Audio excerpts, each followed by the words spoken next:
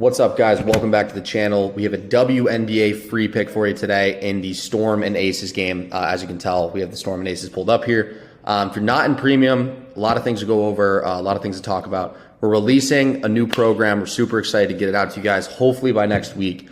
So stay tuned for that launch. It is going to be announced to the premium members first. So if you want to have access to that, to utilize that, make sure you hop in premium. We also have a chalkboard sign up promo code. Use code CLV, get a 100% deposit bonus when you deposit. Chalkboard is basically like a DFS app. It's like Prize Picks, Sleeper, Underdog. It essentially lets you parlay several different player props, but they let you use correlation. We're going to go more in depth on correlation and why it's such a massive advantage when it comes to player prop parlays. So definitely use our sign up link on Chalkboard. We actually hit a 6-man parlay yesterday. It is our 4th one that we've hit for a payout of 9x. So we're very, very profitable on the Chalkboard parlays.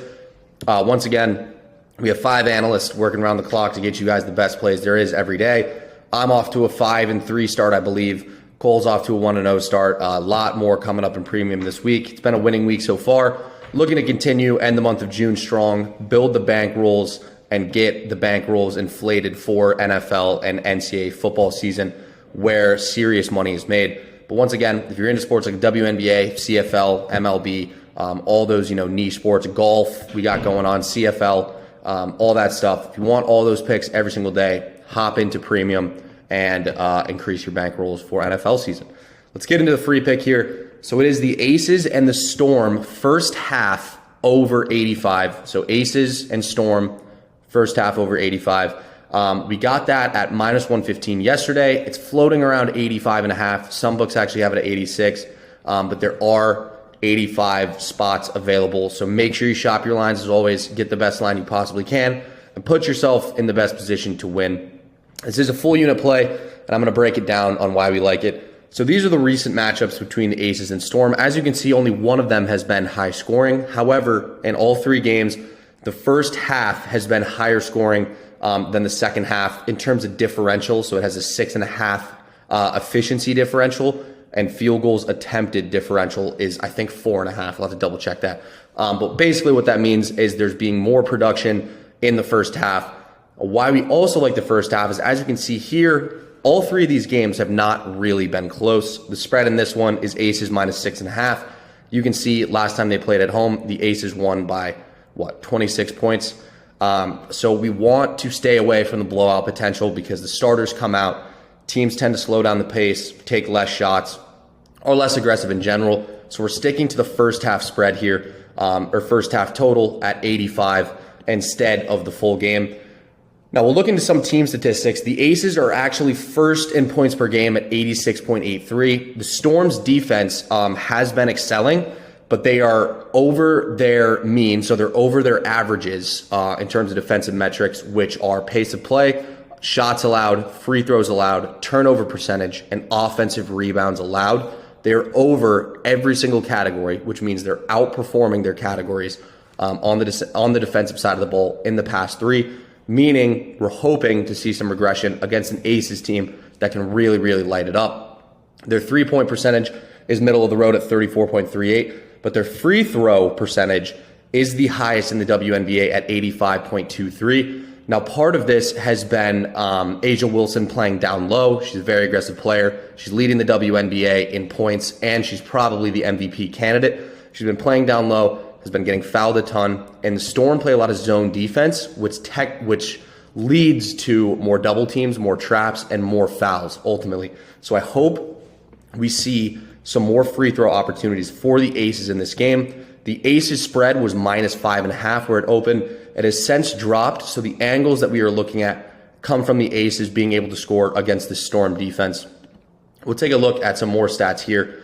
So defensive side of the ball, the Storm, once again, are high. Same with the Aces, but they're more middle of the road. They're at 6 here. And their opponent points off turnovers is what I really like here. So 13.7 is like 6 points below what the Aces number should be. It should be closer to 19.7, and their turnover ratio has been higher. And we'll get into that, meaning I expect a team like the Storm, who have one of the higher paces of play, to be able to utilize their points off of Aces turnovers, especially since the Aces should play aggressive basketball on home court.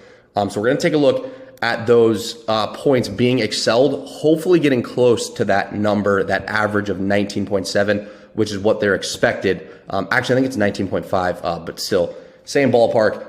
That number should increase as they are way, way below their average in terms of production off turnovers there.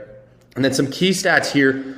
The Aces obviously average the highest amount of points in the WNBA. Seattle scores an average of 83.1 points per game, but Vegas also tends to give up a lot more points per game than WNBA average, primarily because, once again, that zone defense leaves three-point shooters wide open. Now, Jewell Loyd, the star player for the Storm, has been playing terrible. Her effective three-point shooting percentage, I think, is like 15%, what her first few games in the WNBA were. But Jewell Loyd's a stud. I expect her to get her shots up. That effective field goal percentage should increase, but it's also leading to A'ja Wilson actually playing power forward this game. She's going to be out more close to the three-point line and not playing as a center. I just got this from Twitter and press conferences. And then we'll move over here. So we'll talk about the four factors of WNBA. The four factors, it's the same with college basketball, except for there's one difference. But these four categories in terms of statistical metrics are the four most important in predicting what's going to happen in the game, which goes for, who covers the spread, how many points are being scored, et cetera, money line. So the four factors are turnover ratio, which we've talked about, offensive rebounding percentage, with the Aces excel at, especially with A'ja Wilson. But the Storm, McBeggar is the center for the Storm. She's going to see an increase in offensive rebounding percentage because A'ja Wilson is going to play the more outside towards the three-point line rather than as a center. So I like the Storm to increase their second chance opportunities, especially in the first half, to avoid that blowout scenario. And then free throws attempted rate. Once again, Aces best in the league at free throws and free throw shooting. Storm give up a lot. So these are important. And then effective field goal percentage. Both teams are fine. Storm have been dipped below their averages, but once again, against a team like the Aces who give up that those three-point opportunities, especially now they have A'ja Wilson out there on the three-point line. For some of the games, she'll be out there, not effective at guarding shooting guards. So I think we see some very, very open looks for both teams, and those four factors are something I like to look at to determine which direction this game goes. And then we'll take a look at Ezi McBeggar. So she is going to be matched up against Kia Stokes, who's going to be playing center tonight for the Storm. As you can see, just crazy increases here and basically all across the board, except for field goals attempted because that Storm or because of that Aces zone style of defense. But all these green numbers, we like to see that for the center matchup. So I think the Storm center has a successful night. And then lastly, one other thing I wanted to take a look at here was production from the Storm. So Jewell Loyd, number one player, she has dipped below her averages significantly in the past few games, but regression is an angle I love to take, especially in WNBA when there's not a ton of money being bet on the games. A lot of people generally just look at basic statistics, how players have played in the past three games, how teams have played in the past three games, and I think they're really going to overlook Jewell Loyd and her ceiling, especially against this Aces team, who's lackadaisical on defense. So with all that being said, all that factored in, the play is the first half over 85. I think we see this closer to 90, but best of luck as always, and we will see you in the next one. Peace.